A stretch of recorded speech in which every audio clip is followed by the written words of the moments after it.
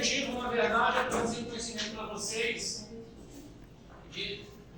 da área médica, se possível. Alguém trabalha aí na área de enfermagem, técnico, sempre tem alguém. Nessa sala tem alguém que enfermeiro aí? Não? Dois? Não. Então, assim, acaba que os dentistas, muitas vezes, eles não têm um conhecimento mais profundo. Isso não é só para acadêmico. O dentista formado, se pegar um dentista aí que está 10 anos de formado, muitas coisas que seriam importantes eles saber, eles não sabem. Então a ideia é trazer esse conhecimento para vocês aqui nessa disciplina e forçar um pouco para que esse planejamento, esse conhecimento venha fazer diferença para vocês. Tá? Então a aula de hoje eu vou falar de anamnese, um pouquinho de fisiologia aplicada, do conhecimento aí do sistema, do corpo humano, as condições de saúde comprometidas, exames pré-operatórios, a medicação pré, trans e pós-operatória, e vamos finalizar com o caso clínico, para a gente poder discutir e sentar em dúvida daqui a pouco. Então, a gente vai abordar um pouquinho sobre isso aí. Então, assim, a gente precisa sentar com o paciente, questionar e perguntar. Não basta falar assim, mas ele não falou que ele tinha tal doença. Isso não basta. É nosso papel, é nossa obrigação investigar através de um prontuário, de uma anamnese, com perguntas direcionadas, dirigidas, para tentar arrancar informação do paciente. E aí o paciente assinar o comentário ali que você realmente perguntou. Tá? Só que não basta perguntar, tem que entender as doenças. Se não, você tem isso. Quando ele fala assim, doutor, eu tomo tal remédio. Você vai olhar, ixi, tem remédio isso, tem nem tempo, nem serve. Você tem que tentar ter um conhecimento. Porque a gente não sabe quem é o paciente saudável, quem é o paciente doente. Talvez o atleta ali tenha um problema cardíaco, talvez esse paciente tenha um problema de uma alergia, né? A gente não sabe. Esses pacientes têm cara de estar doente, e esses têm cara de estar saudável. Só que quem vai no seu consultório é o paciente aparentemente saudável, né? Esse que vai sair da barra do consultório e vai até lá. Então você vai ter que investigar uma anamnese bem dirigida e tentar ver quem é o paciente que está apto, quem não está, quem deve ser preparado para fazer o procedimento. E aí a gente começa com um conceito chamado de homeostasia. Não é hemostasia. Hemostasia é parar de sangrar, né, mas é muito além disso. Porque o sucesso de uma cirurgia não depende de nós, do cirurgião. Na verdade, depende do paciente. A gente vai ser uma ferramenta ali para contribuir no processo de regeneração do próprio paciente. Então, se você vai extrair um dente, você acredita que vai parar de sangrar. Aquele buraco no osso, o pelo, vai fechar. Que vai ter vinagre ali. Então, quem vai fazer o papel todo é o organismo. A gente só vai ali executar um ato ali naquele momento. Tá? Então, o sucesso de uma cirurgia não depende apenas do cirurgião que vai fazer o procedimento. Então, depende do organismo de poder promover esse reparo. Então, para isso, entra o sistema de homeostasia, que é o equilíbrio constante nos diversos sistemas do corpo humano. E no final da história, você vai ter líquido extracelular em condições equilibradas, com equilíbrio de oxigênio, de glicose, de metabolismo. Por exemplo, se for pouco oxigênio para a região dos neurônios no cérebro, a gente vai desmaiar. Se for pouca glicose, a mesma coisa. Você tem que ter condições constantes e equilibradas a várias substâncias e vai depender desses diversos sistemas do corpo humano. Circulatório, respiratório, digestivo, excretor, metabólico. Então depende disso tudo estar funcionando. Peraí, vou passar aqui.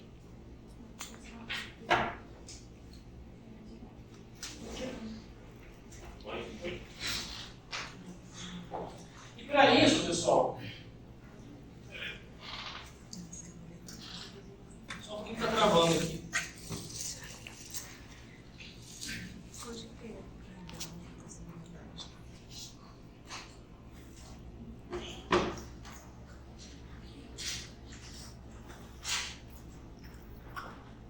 Tá, e começando então com a parte de cardiologia, a gente vai revisar um pouquinho desses sistemas. O que é importante da parte cardíaca eu entender? vai conversar com o paciente e, enfim, dirigir aí um planejamento. Começando pelo básico. Se perguntar para qualquer profissional de saúde, ele vai saber quais são os sinais vitais, menos o dentista. Claro que todo mundo já sabe que é pulsação, temperatura, respiração, pressão arterial, mas não vai cair a ficha, isso que é o sinal vital, sabe? Então são coisas básicas que isso tem que estar enraizado na gente. Frequência cardíaca, isso é básico, 72 por minuto, temperatura todo mundo sabe, frequência respiratória talvez não, 12 respirações por minuto é o normal, pressão 120 por 80 seria a normalidade, e qualquer variação disso aqui vai influenciar na homeostasia, no equilíbrio do paciente com febre, vai aumentar a temperatura, pode aumentar, na verdade vai aumentar a frequência respiratória, a pressão arterial vai aumentar. Então, tudo vai ser alterado, todos esses sinais vitais podem ser alterados. Isso aqui, piorou. O que é um eletrocardiograma e para que serve? Alguém sabe? São as sensações da eletrocardiograma medidas. Isso. Mas você consegue traduzir isso aqui? Não precisa ser tão específico. Tipo, pulsação arterial, depois a ventricular. Por aí. Aqui, por exemplo, ó, a onda PQRST. Essa daqui aqui é a contração, é a sístole. Aí vem a pausa, é a diástole. Aí vem o batimento, né?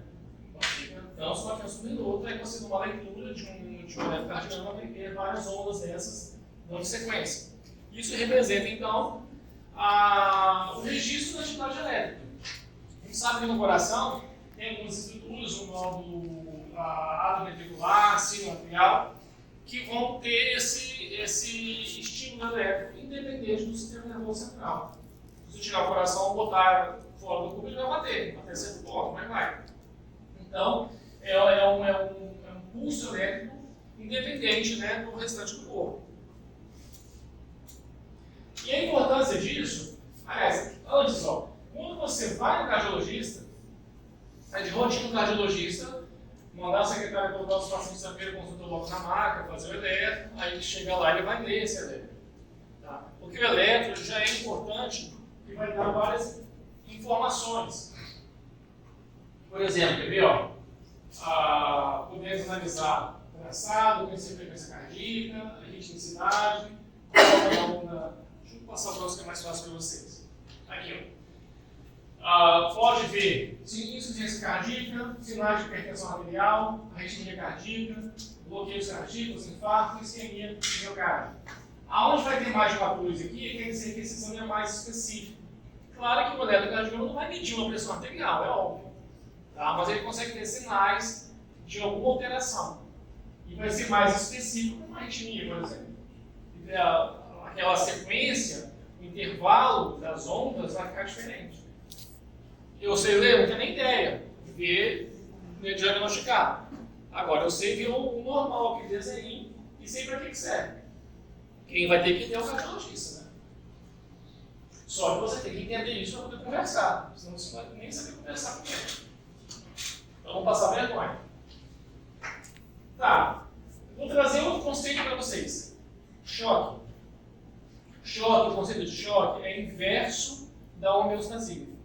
Enquanto a homeostasia é o equilíbrio, está tudo certo ali com as substâncias, o choque vai ser uma alteração rápida e abrupta dessas substâncias e vai gerar, no final da história, um dano nas células.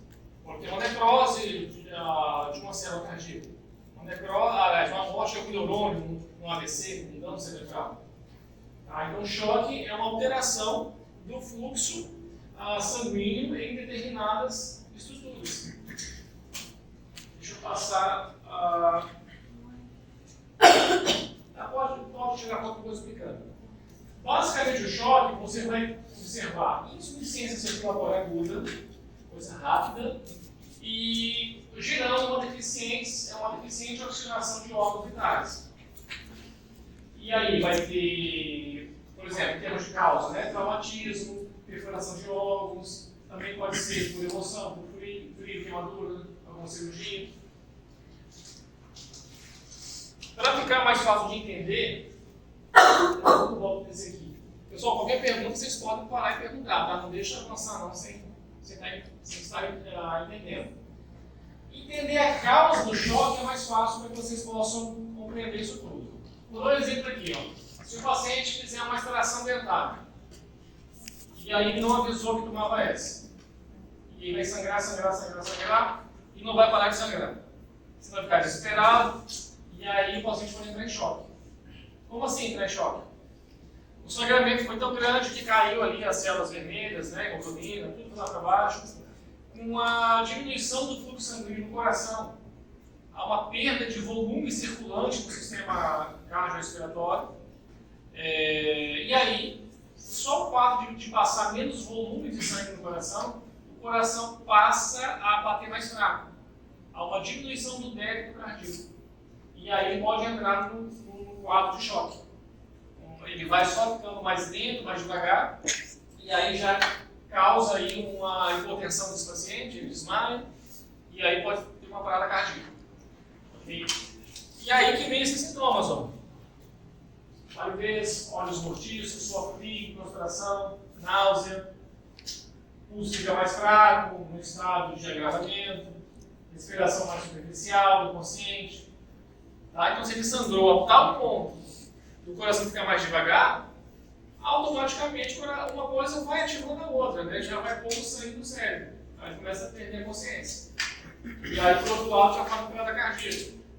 Uma parada cardiorrespiratória. Aí a pessoa complicando.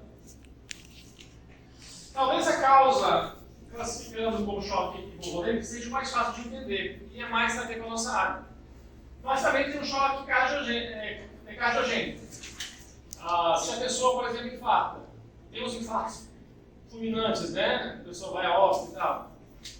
É um choque cardiogênico, porque o infarto, o nome já diz que aquilo significa uma necrose de célula cardíaca. Imagina morrer uma boa parte do coração. O coração vai perder a capacidade de bombear naquela região. Se for uma área grande, vai comprometer o coração, ele para de bombear e aí não consegue, né, ter essa circulação. Choque toxêmico tem correlação com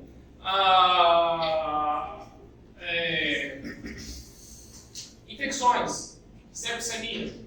Então, numa infecção e numa septicemia, o paciente pode apresentar outros sintomas que não são só aqueles da infecção, que é febre, da prostração, não. São coisas mais graves. Aqui pode gerar realmente uma alteração sistêmica e global no paciente. Choque neurogênico tem a ver com desmaio emocional, você toma um susto, aí faz uma vasoconstricção em algumas áreas, e aí você pode desmaiar. E anafilático tem a ver com alergia, não só edema de glote, mas há alterações também no corpo como um todo. Tá? Mas o mais fácil, talvez, para vocês entenderem, é o choque hipovolêmico do sangramento que eu falei. Tá? É mais direto. Entenderam aí, gente? Tá, diante dessas informações todas aí, vamos falar de algumas doenças então. O paciente pode ter doença isquêmica, né? Pode ter angina, pode ter feito cirurgia de cloxafena, pode ter colocado com stent, pode ter arritmia, insuficiência cardíaca, endocardite infecciosa, transplantes. Então tem várias doenças aí que a gente vai encontrar. Talvez no dia a dia seja a hipertensão, né? A dupla hipertensão e diabetes, que a gente mais encontra aí nos nossos pacientes. E nós mesmos, né, que a gente faz parte, né? Nós somos seres humanos e temos o tudo. Dentista tem cara também, não tem, gente? Então. Tá, vocês já tiveram aula de endocardite? Já? O que é uma endocardite? Infecção do endocárdio, do coração. Tá, e o que a gente tem a ver com isso?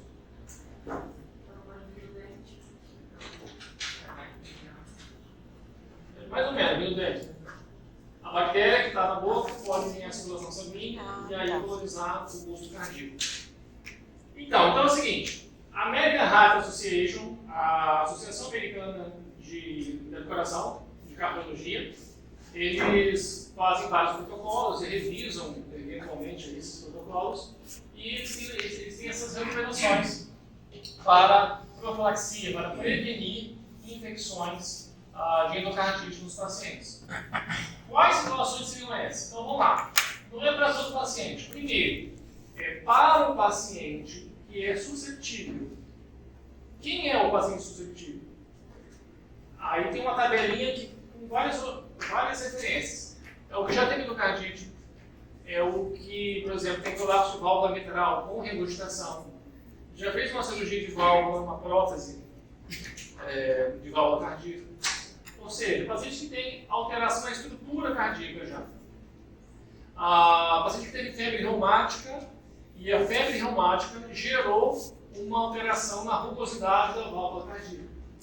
Então, essas situações deixam o paciente propenso a uma bactéria ficar agarrada, ficar presa ali, nessa superfície que está diferente do coração. E aí ele vai desenvolver, vai colonizar, aí vai ter uma endocardite. Então, é nesse grupo de pacientes. Além disso, depende do procedimento que você for fazer. Se você fizer uma restauração na borda incisal do paciente, precisa fazer uma cobertura antibiótica no paciente que tem risco de endocardite? Não. Então, em qual situação você vai fazer?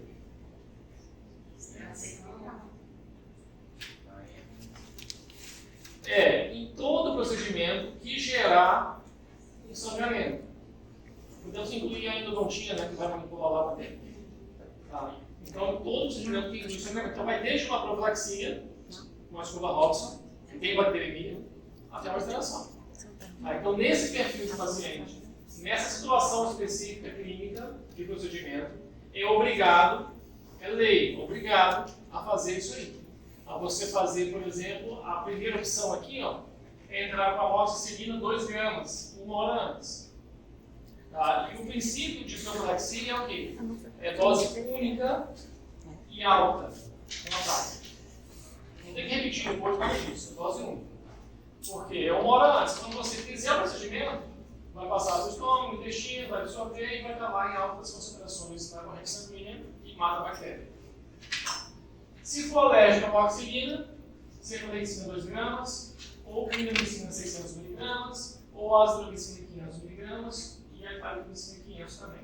Só o detalhe que a amoxicilina é 4 vezes a dose habitual, que é de 500, né? O normal da amoxicilina. Olha para a azithromicina. O normal da azithromicina é 500 também. Então eles viram que para a amoxicilina não bastava 400, tinha que fazer 4 vezes. Nem 2 vezes eles recomendam, 1 grama. Recomendado tem que ser 2 gramas, porque viram que era a concentração mínima inibitória eficaz para prevenir a endocardite. E via oral, né? 1 hora antes.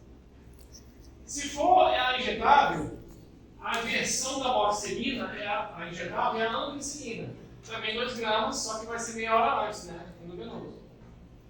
Ou muscular. A clindamicina é 600 e a cefazolina é 1 grama. 30 minutos antes, meia hora antes. Pessoal, aqui tem que fazer. Não é se pode fazer, mudar a dose, não. Tem que fazer igual daqui, ponto final. Tá bom? Diferente, depois a gente pode discutir isso depois. O paciente vai tirar o siso, eu tirei meu siso, aí eu fiz só 1 grama de amoxicilina. Então eu não fiz antibiótico. Aí há uma controvérsia na literatura que a gente pode depois conversar mais profundo, tá? Mas situações específicas para profilaxia de endocardite são esses remédios nessas dosagens. Ok? Alguma dúvida sobre isso, pessoal? Não? Se é endovenoso, você tem que fazer no hospital, depois ele vai para a madeira ou você vai no hospital? Não, aí é uma situação que a gente já está no hospital, né? Ele já está lá, então, já está com acesso, já faz na antes da cirurgia. Ou no posto de saúde, que é mais fácil ter o acesso. Tá. Então vamos agora chamar a atenção para uma coisa prática. Falamos, entendendo muita coisa, mas vamos na prática agora. O paciente hipertenso tem que fazer anestesia. Qual que é a orientação? Cautela com o uso de vasoconstrictor. Posso fazer vasoconstrictor? Pode. talvez fazer só sem vaso pode ser até pior em algumas situações. Tá? O que seria indicado aqui? O uso da prelocaína, que vai ter menor ação adrenérgica. Você fazer também a lidocaína com noradrenalina 1 para 100 mil. Você pode fazer no máximo 2 tubetes. Que vai corresponder a 0,04 mg de adrenalina. Então, 0,04 mg de adrenalina corresponde a 2 tubetes. Você pode fazer com segurança. Passar disso já começa a complicar. Tá? E a opção de fazer a pilocaína também. Ok? Bom, se necessário, encaminhe para o cardiologista. O paciente chegou para você para tirar o dente. Ah, eu sou hipertenso. Tomo um remédio regular. Aferiu pressão 13/9, faz a cirurgia. Aferiu pressão 14/10, faz ou não faz? Faz não? Daí começa a depender da cirurgia. 14/9/10, uma extração simples. Se o paciente está um pouquinho ansioso naquele momento, a princípio não há problema, pode fazer. Vamos piorar. Pressão agora está 16/10. Ele vai fazer um dentinho que está com mobilidade assim, ó, balançando. E está ficando ansioso. Se você não tem experiência, não faça. Tá? Mas eu faria. Eu já tenho um controle maior da situação, de um sangramento. Mas um dentinho com super mobilidade. Pressão 16/10. Mas se eu fizer mexer no bloco daquele, do ramo, nem pensar. Vou começar a cirurgia, vou dar muita anestesia, vai sangrar. Então a tomada de decisão não é sobre a pressão. É pela cirurgia que vocês vão fazer. E pelo contexto geral. Então tem que ter. Assim, na verdade, pessoal, essa aula de hoje ela não é uma receita de bolo. Estou trazendo para vocês conhecimento, algumas condutas, alguns protocolos, e vocês vão pegar isso e aplicar numa situação específica na hora daquele paciente e vocês vão ter que poder tomar uma decisão. No início vai ser difícil, só que com a experiência isso já vai ficar meio que rotineiro. O que mais?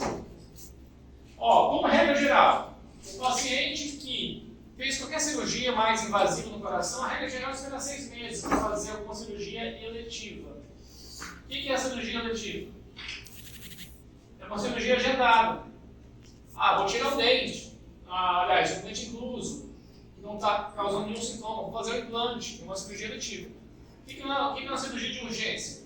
Depois extrair aquele dente que está com abscesso ali, que está com problema, que tem que ser removido. Ok? Então, se for um caso de urgência e emergência, tem que esperar 6 meses. Você vai conversar com o médico. Se ele está fazendo consultório, leva para o hospital, mais fácil. Tá? Conversa com o familiar, coloca na balança o risco-benefício, enfim. Para ter se tomado uma decisão. Agora, procedimentos eletivos. Quando a gente infartou, tem 3 meses. Você vai botar o implante nele? Calma, espera 6 meses, ele está equilibrado também, tem que ter um laudo médico. Tá bom? Outra coisa, esses pacientes, a maioria deles faz uso de algum estimulante. Geralmente o AS é o mais comum. E aí, para fazer cirurgia com AS, vai sangrar. Para não sangrar, o ideal é guardar 7 dias. E aí, vocês podem pedir para parar a medicação? Para fazer a extração? Pode ou não pode? Não. Só se for matar o paciente. Porque ele toma um remédio para sobreviver ao paciente, né? Você não pode tirar. Então, solicita, encaminha. Solicita a avaliação quanto à possibilidade de suspensão do AS 7 dias antes do procedimento que está programado, fazer um implante, enfim, vocês explicam. Se ele falar, ok, tranquilo, suspendeu, operou, já manda voltar a tomar 1 ou 2 dias depois. Se não se esquecer, vai dar problema também. Tá? Se ele falar assim, não pode suspender o AS, aí o que você faz? Para fazer o implante. Ou você bota uma dentadura no paciente, não faz o implante. Ou então você considera a possibilidade de fazer no próprio consultório, se sangrar, e aí se sangrar, o que você vai fazer? Ou então fazer no hospital. No hospital é mais fácil, se sangrar, você acessa o soro, transfunde, tudo mais. No consultório, se sangrar, assim, você vai suturar. O sangramento do AS, pessoal, não é vem aquela hemorragia desesperada na hora da cirurgia. Sangue um pouco mais realmente. Só que demora a coagular depois. Acabou a cirurgia e continua babando ali. E aí fica esse sanguezinho chatinho ali e isso vai acumulando. Igual uma goteirazinha, embora vai encher igual. Mas não é aquele sangue abrupto, aquela coisa louca. Só que esse pouquinho contínuo vai gerar uma diminuição das células vermelhas do paciente. E aí você tem que ter tudo isso muito programado. Se é um dentinho de mobilidade, um dente só, uma traqueotomia, não vai ter nada, não pode parar o AS, dá para fazer no consultório. Os agentes hemostáticos, depois eu vou mostrar para vocês. Então, assim, é lidar com a situação. Tá? Pneumologia agora. Eu falo um pouquinho do conhecimento e a gente vai resumir aí com as situações clínicas. Né? A parte de respiração é importante. Vamos falar de algumas curiosidades. Respiração normal, 12 respirações por minuto, 500 ml de ar corrente. Aqui já começa a ser interessante porque a gente já mede a oximetria, né? A saturação de hemoglobina com oxigênio. Sangue arterial, 97% para mais. E venoso, 70%. Isso ficou bem conhecido na época aí da pandemia, do Covid, que todo mundo dava um oxímetrozinho de dedo, né? Para estar vendo a saturação de 37% para cima. A questão é que a gente deve operar, seria ideal, né? Operar o paciente com essa análise da oximetria. A nível de curiosidade ainda, só para vocês verem, ó, se eu respiro, puxo o ar, eu vou ter 104 de pressão de mercúrio de pressão de mercúrio de oxigênio no alvéolo, no ar alveolar. Aí vai encontrar um sangue venoso com pouco oxigênio, com 40, e vai começar um sangue arterial com 100. E aí é isso que a gente mede, né? Bota ali o oxigênio, vai isso ali, 97, 98, 99, 100. É que você está saturando ali, né? Está entrando oxigênio. E o CO2 é 45, 40, 40. Mas só de curiosidade, é daí que tem essa saturação de oxigênio na hemoglobina. E isso a gente vai ser avaliado nos equipamentos. Esses equipamentos a nível de hospital ou de consultório. O bom do hospital é que tem um anestesista só para isso. Você está lá fazendo a cirurgia, ele está de olho ali na tela. Só que às vezes eles não param no centro cirúrgico, eles ficam rodando. Tá? Mas, enfim, você tem um profissional só para isso.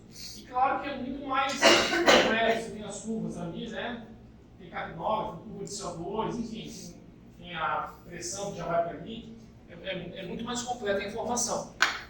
E no consultório você consegue ter um oxímetro específico, pequenininho, a pulso, saturação de hemoglobina, ou digital mesmo, que é mais baratinho.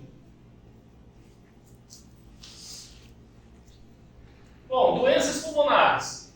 O que é importante destacar aqui de problemas? Asma, mais comum. Doença pulmonar obstrutiva crônica, que é a DPOC, enfisema e bronquite. A bronquite é mais aguda, a asma é uma versão da bronquite mais crônica, né? A DPOC crônica, geralmente mais idoso. Agora a asma e bronquite vocês vão ter em jovens também. A asma se encontra em idoso também. Bom, vamos chamar a atenção mais para a asma, que a asma é uma síndrome inflamatória crônica. E ela vai combinar o quê? Uma broncoconstricção. O lume do bronco vai ficar mais contraído, e aí a gente vai ficar em dificuldade respiratória, vai passar direito, fica com falta de ar, fica desaturando. E aí, como é que você vai operar um paciente assim? Então, isso aqui gera uma emergência, tá? No seu consultório. O que eu acho importante para o paciente de asma, pessoal? Ele tem essas duas tabelinhas, pode tirar a foto aí. Mas assim, para resumir isso aqui, o que você tem que fazer? Perguntar para o paciente quando que ele tem a crise de asma, se é quando virou o vento sul, está com frio, ataca a crise, ou é quando ele fica nervoso, ansioso, a asma ataca, se ele dá uma corrida, ele já fica com falta de ar. Por exemplo, se ele ficar ansioso, ficar com asma, na hora da cirurgia ele vai ficar ansioso, ele vai dar crise nele, você já fica esperto. E a outra, a intensidade da crise. A minha asma é de leve, danado, eu fico só tossindo. O outro não, o outro fica roxo, sem ar no Então você tem que entender qual é a severidade dessas crises. E a dica principal é o quê? É você mandar o paciente trazer a bombinha, o broncodilatador, o corticoide, no dia do atendimento. Isso aqui não serve só para cirurgia, serve para procedimento clínico dentário. Ok? Se ficar muito ansioso, pode dar crise de asma, e aí? A primeira coisa a usar é a bombinha no próprio paciente. E segundo, ter equipamento de primeiros socorros. Tem que ter uma bolsa, tem que ter um oxigênio. Se o bronco vai diminuir, coloca oxigênio para esse paciente respirar. Que é isso que vai compensar essa constricção do volume do bronco. Se não melhorar, transporta ele para um serviço de pronto-socorro. Bom, aqui são mais coisas específicas, eu posso passar direto aqui. Alguma dúvida aí, pessoal? Na parte do pulmão? Claro que tem muita coisa, né? Estou dando uma versão resumida, mais focada para vocês, mas cada aula dessa é enorme. E glândulas, endocrinologia. O que a gente pode destacar? Pessoal, está muito rápido ou está dando para acompanhar? Está tranquilo? Tá. Tá, né? Pode perguntar, né? Da parte de endócrino. Endocrinologia são as glândulas do corpo humano. Você tem glândula lá na hipófise, no pescoço, a tireoide, tem a paratireoide, você tem pâncreas, você tem a suprarrenal que é acima dos rins. Cada hormônio serve para uma coisa. Tem hormônio que é liberado, um hormônio estimula outro hormônio e tem um feedback para voltar a regular. Por exemplo, você tem lá o TSH, hormônio estimulante, que vai estimular a tireoide, produzir T3, T4. No excesso do T3, T4 já vai no feedback para inibir de novo o TSH lá em cima. A glucagon e insulina a mesma coisa, com o alimento, né? Um é estimulado, outro inibe. Enfim. E aí vamos tentar entender aqui, depois eu vou destacar mais a insulina, tá? Na questão da diabetes. Mas, falar um pouquinho da tireoide, a título mais de informação geral, a tireoide produz esses dois hormônios, tiroxina, que é o T4, e a triiodotibulina, que é o T3. De forma geral, gente, esses hormônios estimulam o metabolismo geral do corpo. Se o paciente está com excesso, ele é mais agitado. Se tem falta, que seria o hipotireoidismo, ele é mais letárgico, talvez com maior facilidade de ganhar peso, cabelo quebradiço, unha quebradiça. Tá? Geralmente, esses pacientes não causam problema para a gente de urgência e emergência, a gente não vai ter problema com isso. Tá? Só que numa anamnese, ele já vai falar para você que toma Tirox por ano, levotiroxina. Se ele não falar nada, é porque ele não sabe, ou porque não tem. Os dois um, né? Mas não é o perfil do paciente que vai gerar problema para a gente para fazer o nosso procedimento. Só para que vocês vejam, olha aqui, ó, o aumento desses hormônios vai aumentar a quantidade de mitocôndrias. E mitocôndria está relacionado com a atividade com energia, com a respiração celular, geração de energia, ATP, e assim vai. Ok? Pessoal, em prova, só para tranquilizar vocês, eu não vou cobrar coisas profundas assim. Tá? Foge um pouco da nossa área, eu não vou entrar em detalhe, por exemplo, a tireoide aumenta o número de mitocôndrias com hormônio T3 T4. Não vou. Mas uma conduta de planejamento, com certeza. Tá?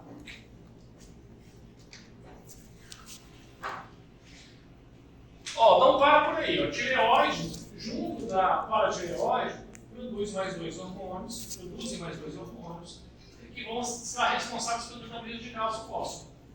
Por exemplo, a calcitonina, ela faz diminuição da calcemia e o hormônio paratiroidiano, que é o paratormônio, aumenta a calcemia. O que é calcemia? Tudo que é mia é sangue, né? Então, calcemia, cálcio no sangue. Aqui, por exemplo, se eu aumento o cálcio no sangue, esse cálcio vai vir de algum lugar, vai aumentar no sangue. Absorção do intestino, estômago, e absorver também da fonte, de onde armazena. Aonde é que armazena cálcio no organismo? Aonde tem cálcio? Nos ossos, no esqueleto. Tá? Então, quem tem aumento do hormônio paratiroidiano pode ter reabsorções do osso, do esqueleto. Tanto é que, em alguns casos, é bem típico uma absorção horizontal, assim, no osso alveolar. Parece até aquelas periodontites com absorção horizontal. Porque então isso tem a ver com a gente. A gente acha que, não, isso aqui não precisa saber algumas coisas. Mas precisa sim. Às vezes uma aula solta lá de periodontite, o professor Flávio vai falar lá, ó, a absorção horizontal pode ser um aumento de hormônio progesterona. Tá, então aqui eu inverso, estou dando aula de sistemas, né, de dados de saúde, e dando exemplo das nossas especialidades. Aqui posso passar também para vocês. Suprarrenais, duas glândulas acima dos rins. Essas glândulas vão produzir a nossa adrenalina endógena, é daqui que vem. Epinefrina, norepinefrina. Além disso, hormônios que vão regular o equilíbrio hidroeletrolítico com os mineralocorticoides, equilibrar proteína, glicídios, tá? Como os glicocorticoides, hormônios sexuais, que são os andrógenos, e algumas doenças, que são mais raras, né? Doenças de Addison, doenças de Cushing. Mas aqui é mais a título de curiosidade e lembrar para vocês aí desses hormônios. Agora, quando chega aqui no pâncreas, a gente tem a obrigação de saber. Porque a grande maioria dos pacientes, as comorbidades, é a dupla dinâmica, hipertensão e diabetes. Aqui é diabetes. Tá? Falando então sobre a insulina. E o glucagon também. Tá? Então aqui falar de diabetes e hipoglicemia.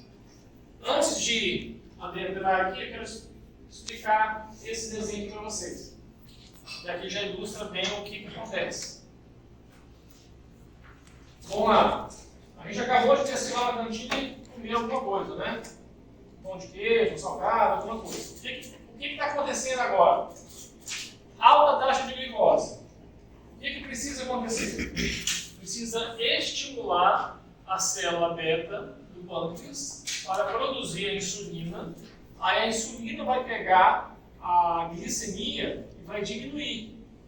Diminuir para quê? Porque vai jogar essa glicose nas células. E o excesso vai ser armazenado na forma de glicogênio. Então você se alimentou, glicose aumentou. Essa glicose vai baixar. Mas como é que baixa? Juntando para as células e armazenando. Agora vamos fazer o contrário. Vai dar 10 horas da noite, está todo mundo cansado de fome. Aí você tem pouca glicose, baixa de glicose no sangue.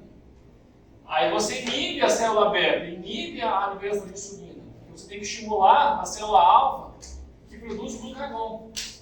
O glucagon é o oposto da insulina. Ele vai aumentar a glicemia. Mas não tem glicose, o que ele vai fazer? Ele vai lá no fígado e vai quebrar a glicose, o glicogênio, para que ele venha para o sangue. Para te deixar vivo até chegar em casa e comer alguma coisa. Tá? Então esse aqui mostra um equilíbrio ali. Ok? Normal.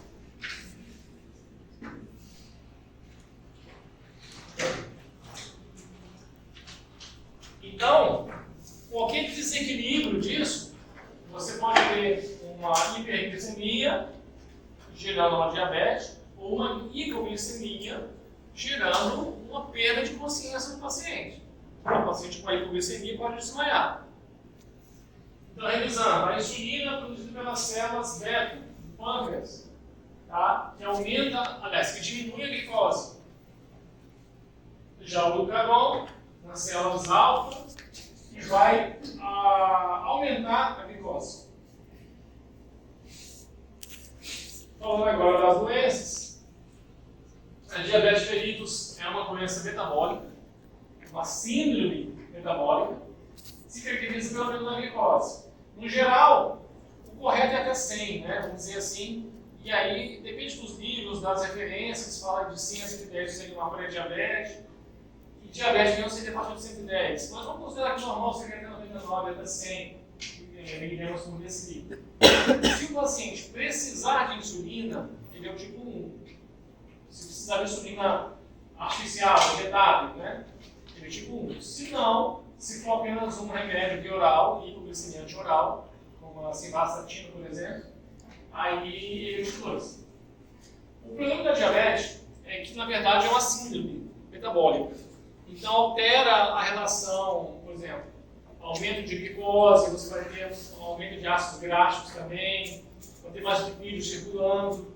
Então, quem é diabético tende a ter mais gordura nos lipídios e aí vai ter mais doenças vasculares, formação de placa de ateroma, e aí pode ter mais trombose, aí pode ter mais infarto, mais AVC, que é a vascular cerebral, mais diminuir a vascularização de rim, aí vira um paciente com insuficiência renal, problemas visuais, difícil cicatrização, porque a vascularização já está comprometida. Então gera uma série de problemas no paciente com diabetes. Bom, então vamos lá agora. Vamos tentar resumir isso aí o que interessa na nossa clínica de planejamento. O que fazer? Tá? Primeiro, os pacientes devem sempre estar compensados, mantendo a medicação de praxe dele habitual. Pessoal, geralmente, uma emergência no consultório é mais por conta de uma hipoglicemia do que uma hiper. Tá? Se o paciente tiver com uma glicose, vamos lá, o normal é 100. Vamos aumentar 50 pontos. Se tiver com 150, vocês acham que vai acontecer algum problema? O que comigo agora já vai dar 150 nossa glicose, né? 100 em jejum, glicose por aí. Mas vamos aumentar. Se der 200, você vai operar esse paciente, não vai dar nada na cirurgia. E talvez uma propensão a uma infecção. Tá? Agora, pega o 100 que é normal, tira 50, vamos supor que caiu para 50 a glicose dele. Ele vai desmaiar. Então, o problema da glicose, do ponto de vista de emergência, é a hipoglicemia. Tá bom? Então, cuidado que às vezes é melhor você errar a mão um pouquinho para mais. Ou seja, se o paciente tomar uma insulina habitual dele e não se alimentar, ele pode ter uma hipoglicemia na sua cadeira. Eu tive um paciente que ele tomou insulina, deu um caminhada no calçadão e não comeu direito. Chegou lá e estava quase desmaiando. Ele fez uma hipo. Ok? Então, você errar um pouquinho para mais não vai fazer mal. O problema é errar para menos. Claro que ele deve estar compensado. Muitas vezes se recomenda até, no caso da insulina, ter a insulina regular e a NPH. Quem trabalha com enfermagem aí talvez sabe, eu acho, na verdade. A regular é aquela mais rápida, a NPH ela tem aquela duração mais lenta. Às vezes a gente recomenda não tomar uma delas, ou a regular, por exemplo, tá? Para não cair muito a sua insulina, para não gerar essa questão da hipoglicemia. Tá, se você não sabe como está esse paciente, caminha para o endócrino. Então faz o glicoteste, manda na farmácia, faz uma glicemia mesmo, normal, tá? Manda furar o dedo lá para ver. Quem já faz insulina, faz a glicemia capilar. É mais fácil você pedir para o paciente checar. Deixa eu ver. Aqui já falei. Bom, vão ter pior cicatrização pós-operatória, vão ter maior risco de infecção. Você tem que prescrever antibiótico para ele. E aqui, eu não vejo isso como preocupação, mas tenho ciência disso, que o vasoconstritor, a adrenalina do anestésico, ela vai lá no glicogênio do fígado e vai quebrar o glicogênio e aumentar a glicemia. Então, a adrenalina aumenta a glicemia.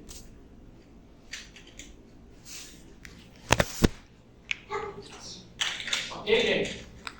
Já abrindo parênteses aqui no antibiótico, vamos lá. Vocês podem usar como referência a mesma amoxicilina 2 gramas. Tá? Pode fazer. Não, mas se fizer amoxicilina 1 grama, tá errado? No diabético? Agora é para fazer vocês pensarem.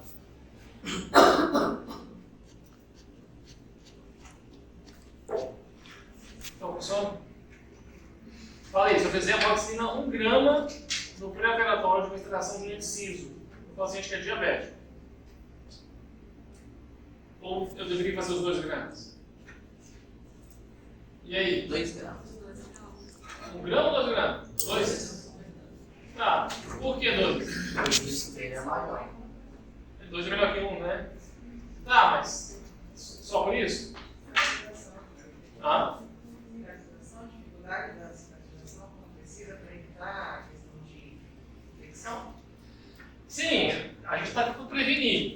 Mas eu quero fazer vocês pensarem.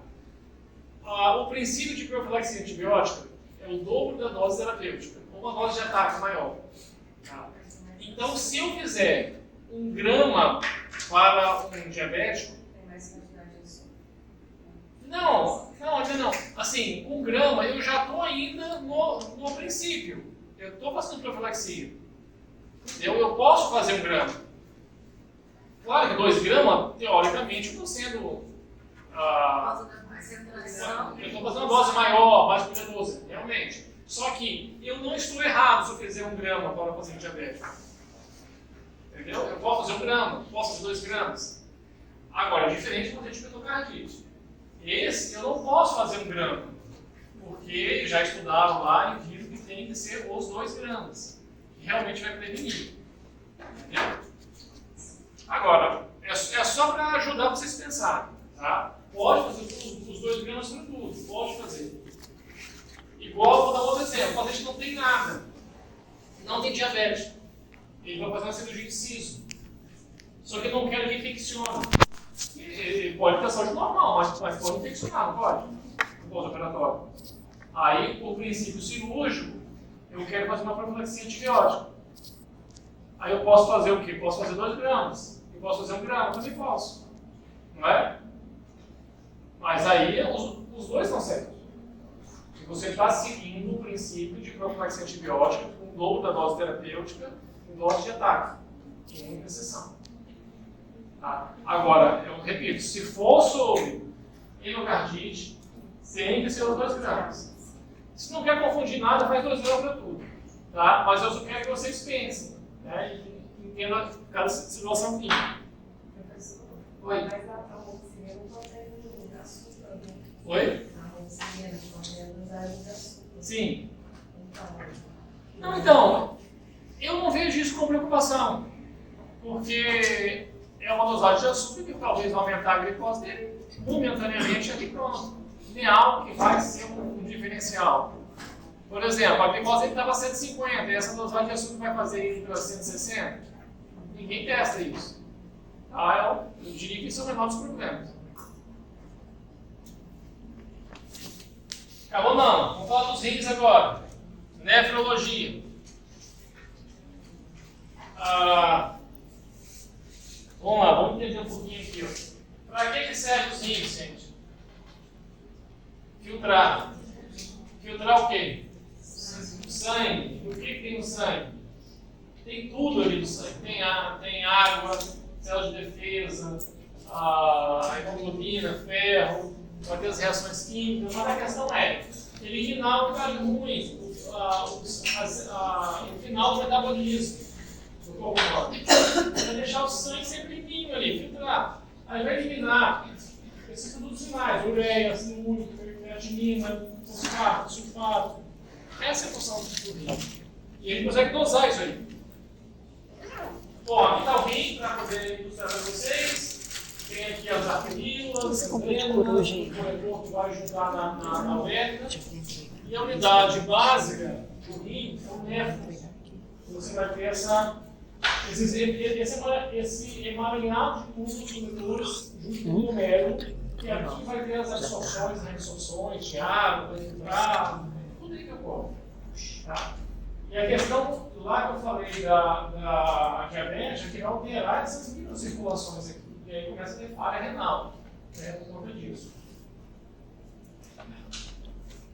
Bom, o que eu tenho que chamar a atenção aqui para o meu planejamento? Não é que não, eu gosto do slide, aqui pode pular. Pacientes renais crônicos, que tem falência renal, geralmente fazem hemodiálise. A hemodiálise, a gente vai numa clínica, fica lá tantas horas, fica lá umas 4 horas a mais, e aí o sangue sai do corpo humano, vai para uma máquina, vai filtrar e vai voltar filtrar. Só que ele tem um anticoagulante, não vai coagular dentro da máquina. O anticoagulante é heparina. Tá? Então, tem esse entendimento que a heparina dura 4 horas de duração. Então, após 4 horas, está tranquilo. É muito melhor que qualquer outro anticoagulante em termos de tempo de espera. Se você não sabe como está esse paciente, você fala que ele é nefropata, você não tem ideia, encaminha isso para o nefrologista, né? De uma volta, cirurgia. Mas a ideia geral é que você não deva fazer medicações anti-inflamatórias. Essa é a maior recomendação em termos de medicação. Vou passar o que então? Faz uma dipirona, um paracetamol, faz um corticoide, mas não faça um inflamatório não esteroidal, tá? Que influencia aí em alterar a função renal. E para aferir a dosagem da função renal, são os bioquímicos de sangue, geralmente creatinina, ureia e ácido úrico, mas creatinina e ureia. Se esses exames derem alto, o que significa? Estou dosando no sangue, creatinina e ureia. Que não está eliminando. Se não está eliminando é porque não está filtrando, o rim não está funcionando. Então, se der alto, creatinina e ureia, é porque a função renal está comprometida.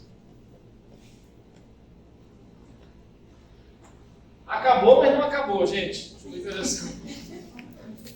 Tá, olha só. Pergunta. Eu não posso dar o ar, né? Sim. Sim, tem o corticoide. Isso aí. É uma boa troca. Aí você faz o corticoide, dexametasona, 4 mg. De 12 a 12 horas.